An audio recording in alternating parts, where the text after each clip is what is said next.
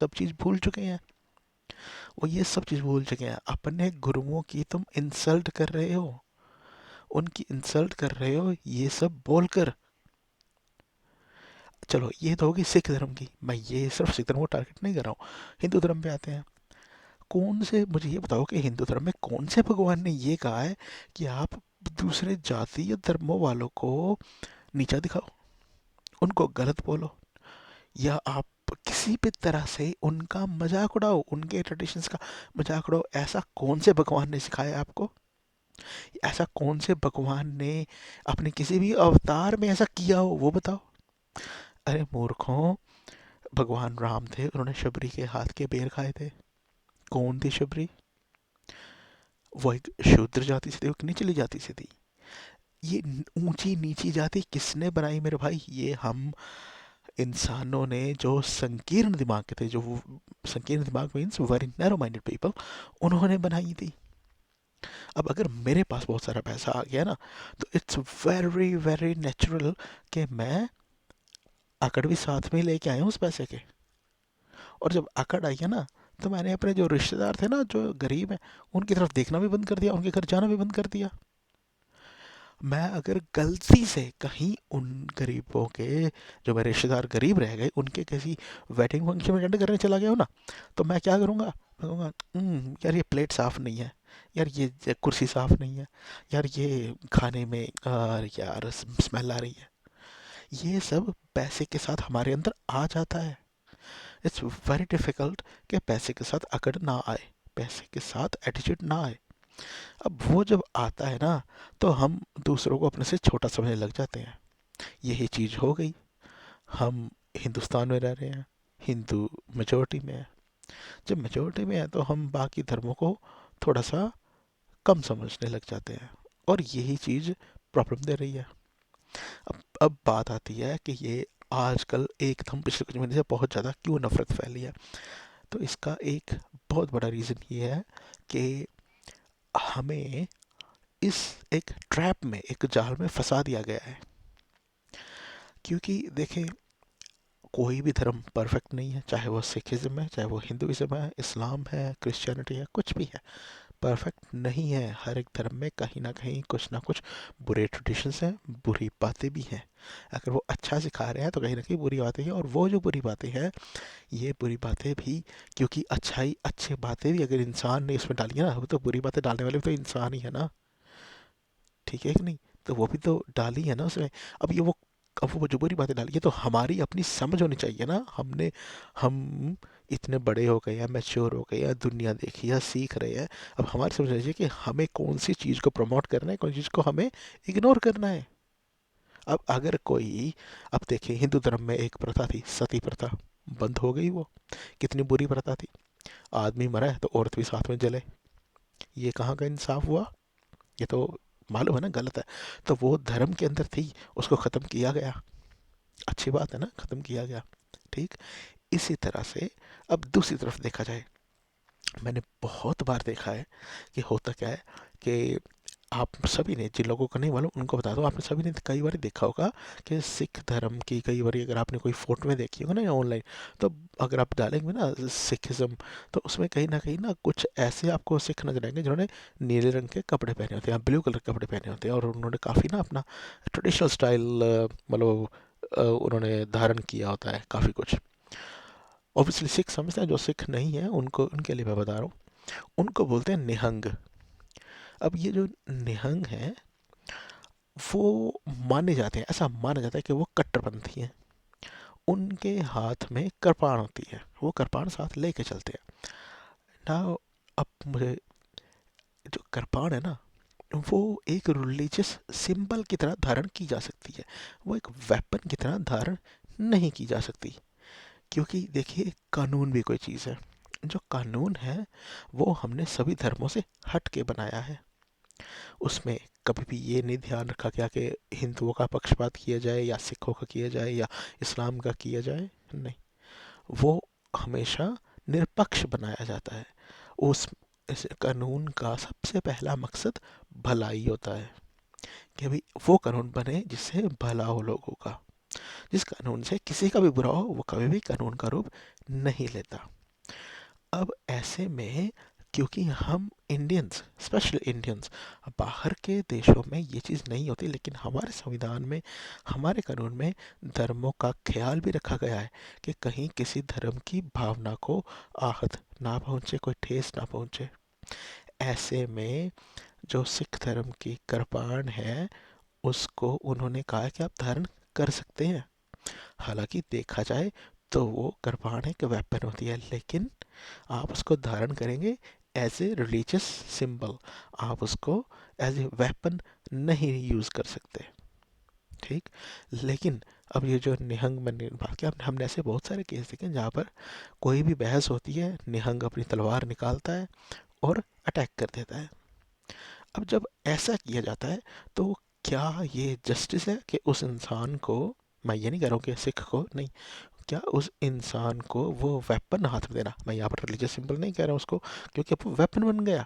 ठीक है, अब वो जो निहंग था मैंने उसको इंसान बोल दिया कि वो इंसान, और जो वेपन था, जो रिलीजियस सिंबल उसका मैं वेपन बोल रहा हूँ क्योंकि अब वो वेपन बन गया ना। वो कृपाण, कृपाण मीन्स तलवार, वो कृपाण वो एक वेपन की तरह यूज़ होगी अगर उसने किसी पर अटैक कर दिया। क्या उसको हक है वो पहनने का? क्या उसको फ्यूचर में पहनने दिए जाने दिया चाहिए? नहीं, बिल्कुल नहीं। उसको पहनने की इजाज़त नहीं होनी चाहिए। उसको वो धर्म भी फॉलो करने की परमिशन नहीं होनी चाहिए। उससे वो हक भी छीन लेना चाहिए, क्योंकि उसने धर्म की आड़ में क्या किया है? उस धर्म की आड़ में उसने दूसरे को चोट पहुंचा दी है। कभी किसी की बाँह काट दी गई, कभी किसी का पैर काट दिया, कभी किसी का हाथ काट दिया। अभी वेरी रिसेंटली, अभी 2 दिन पहले न्यूज़ आई थी कि कोई बैंक कर्मचारी था, वो किसी निहंग से, उसके उसने कोई बैंक लोन लिया हुआ था निहंग ने, तो वो उसके पास गया उससे किस्त देने के लिए, तो उसने उसका हाथ काट दिया। वो उसकी वीडियो देखी मैंने, बेचारा रो रहा है, एक साइड पे बैठा हुआ तड़प रहा है। लोग वहाँ पर खड़े हैं, वीडियो बना रहे हैं, कोई उसकी हेल्प नहीं कर रहा है। ये भी नई बीमारी आ गई है, वीडियो बना लो साथ के साथ, लेकिन उसकी हेल्प ना करो। कुछ टाइम पहले एक वो पुलिस वाले की बाजू काट दी गई थी। तो ये सब बहुत गलत बातें हैं।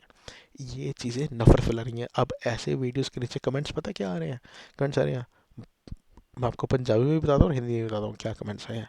बहुत ਵਧੀਆ ਕੀਤਾ, ਸਾਲਿਆਂ ਨੂੰ ਮੂਤ ਪੀਣਿਆਂ ਨੂੰ ਮਾਰ ਦਿਓ, ਇਹਨਾਂ ਦੀ ਟੰਗ ਬਾਤ ਤੋੜ ਦਿਓ, ਵੱਢ ਦਿਓ, ਇਹਨਾਂ ਨੂੰ ਅੰਧ ਭਗਤਾਂ ਨੂੰ ਅਕਲ ਤਾਂ ਆਣੀ ਆ, ਇਹਨਾਂ ਮੋਦੀ ਭਗਤਾਂ ਨੂੰ ਤਾਂ ਇਹਨਾਂ you know cut their private parts.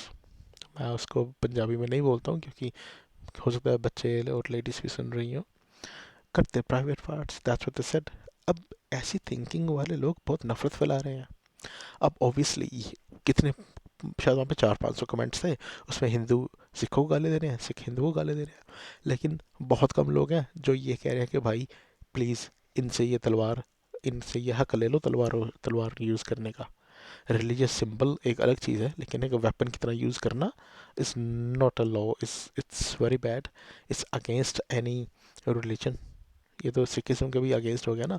उनके गुरुओं ने भी यही कहा था कि अगर तलवार आपको उठानी है तो आप किसी अपने हक के लिए उठाइए, आप किसी की रक्षा के लिए उठाइए, कमज़ोर पर और निहत्थे पर वार मत कीजिए, अपने से छोटे पर वार मत कीजिए, बड़ों की इज्जत कीजिए।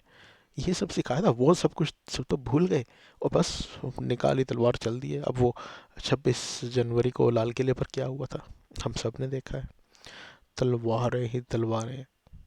अरे इतने तो लोग नहीं थे, तलवारें दी।